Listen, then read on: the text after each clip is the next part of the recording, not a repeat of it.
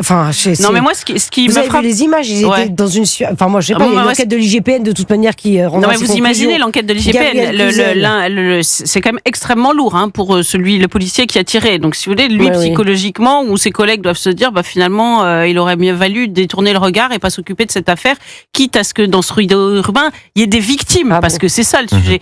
Moi, vous avez raison de dire que la vidéo, chacun sa vidéo, comme la pièce de Pirandello, à chacun sa vérité. Mais néanmoins, elle permet quand même à chacun de se faire son avis. Et